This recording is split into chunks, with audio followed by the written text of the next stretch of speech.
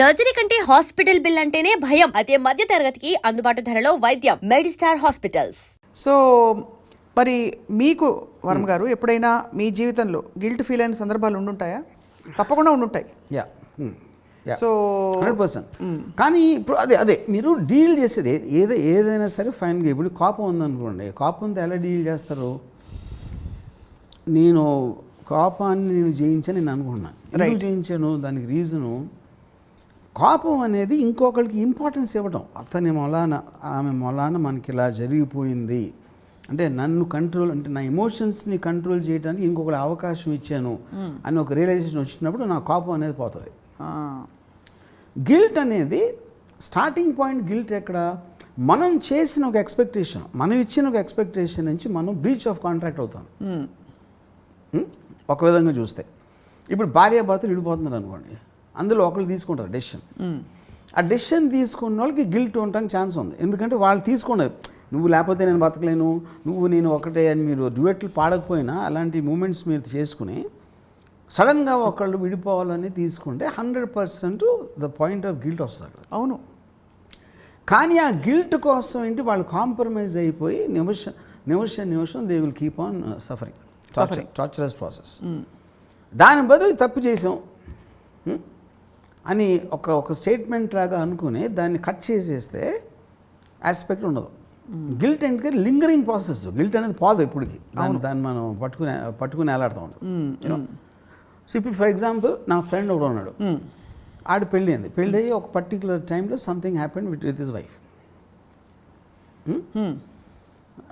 And it doesn't he can't అంటే ఆడు పెళ్లి చేసుకుని ఆడేం ఒక పర్టికులర్ టైంలో వాడు కోరి ఎంటబడి చేసుకున్నాడు యాక్చువల్గా. రైట్.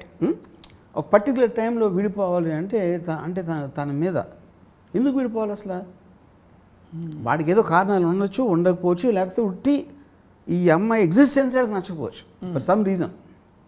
అప్పుడు ఏంటి, బయట నుంచి మనం ఇలా చేస్తున్నాడు అని అంటాం, లోపల నుంచి వాడు కూడా చెప్పాడు నీతోనే ఎప్పుడు ఉంటానని. ఇప్పుడు వాడు మారిపోయింది. వాడికి ఎందుకు మారిపోయిందంటే వాడి కారణాలు మనకి చాలా సింప్లిస్టిక్గా అనిపించవచ్చు, అసలు ప్రాబ్లమే కాదని అనుకోవచ్చు. ఆడేమన్నాడు, తన వైఫ్ తోటి నాకు అసలు నీ మీద కోరికపోయింది అన్నాడు. నాకు నీతో ఉండటం అనేది నేను ఒక సేమ్ రూమ్లో నీతో ఉండటం అనేది నేను ఒక నరకంలో భావిస్తున్నా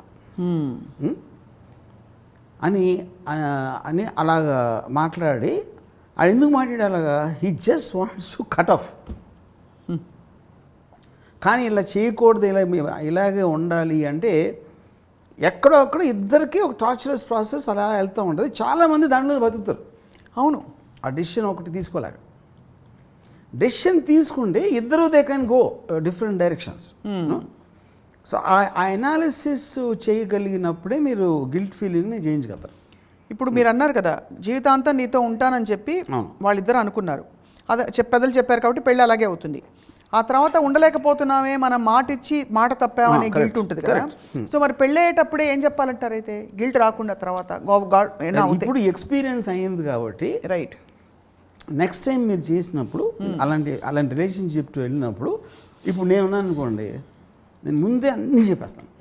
లైక్ అంత పెద్ద ఏదో ఉండడు, నాకు ఇవాళ పొద్దున్న ఉన్న ఫీలింగ్ మధ్యాహ్నం ఉండదు, మధ్యాహ్నం ఉన్న ఫీలింగ్ రాత్రి మారిపోతుంది అని మీరు ముందే అన్ని కార్డ్స్ ఓపెన్ చేసి పెట్టారు అనుకోండి ఫేస్ మీద.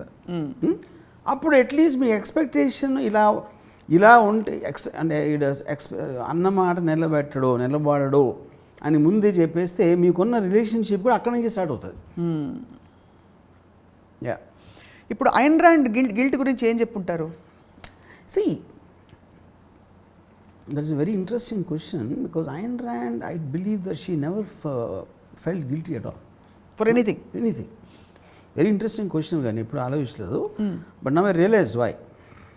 ఎందుకంటే ఎప్పుడైతే తను 54 years old ఉన్నప్పుడు she fell in love with 27-year-old guy. ఆడు మ్యారీడ్, మ్యాథ్లిన్ బ్రెండన్. అమ్మాయి పేరు బాబ్రా. తను మ్యారీడ్, ఫ్రాంకో కానర్. తను ముగ్గురిని పిలిచి నాకు ఇతనంటే ఇష్టం వచ్చింది, నాకు ఇతనంటే కోరిక కలుగుతుంది, I want to have sex with him అని చెప్పింది. అంటే తన మనసులో ఉన్న కోరిక చెప్పేసింది బయటికి, మొగుడికి, ఆడికి, ఆడి భార్యకి. దాని తర్వాత డెసిషన్ ఎవరికి ఇస్తుంది? వాళ్ళకి ఇస్తుంది. మీరేం చేస్తారో మీ ఇష్టం. నేను చెప్పాను, కానీ నేను ఆయన ఈడ్చుకు వెళ్ళిపోను బెడ్రూమ్లోకి. తను వచ్చి తన భార్య నుంచి తనేం డెసిషన్ తీసుకుంటాడో, నా హస్బెండ్గా నువ్వేం డెసిషన్ తీసుకుంటావు, దాన్ని బట్టి మీరు ఆలోచించుకుని నాకు చెప్పండి అది. సరే వీళ్ళిద్దరిని వదిలేసి వాళ్ళిద్దరు వెళ్ళిపోయారు. ఆయన అండ్ హస్బెండ్ని బార్బరా అనే అమ్మాయి వెళ్ళిపోతే they use to spend time. So guilty అది చెప్తున్నా. మీరు అలా చెప్పటానికి ఎంత పని చేసిందో చూసేవాడిని. అంటే ఇప్పుడు నాకు ఎవరో ఒక మన వన్ ఆఫ్ దీస్ జర్నలిస్ట్ కదా, ఒక ఒపీనియన్ మేకర్స్ ఉంటారు కదా, అది ఐన్ ర్యాండ్ గురించి మీకు అసలు తెలుసా?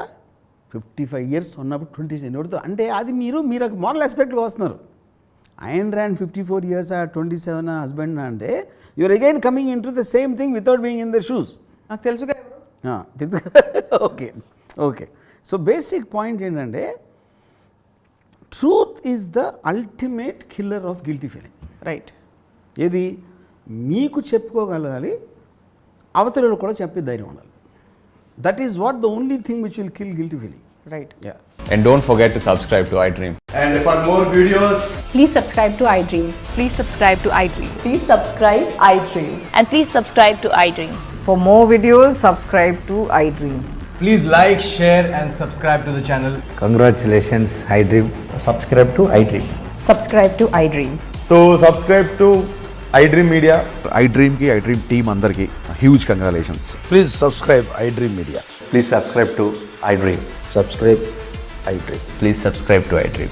iDream అంటే నా కళల ఛానల్ సబ్స్క్రైబ్ చేసుకున్న నోరు తిరుగుతలేదు, మీరైతే గంట గుర్తు కొట్టండి. For more such videos, please subscribe to iDream.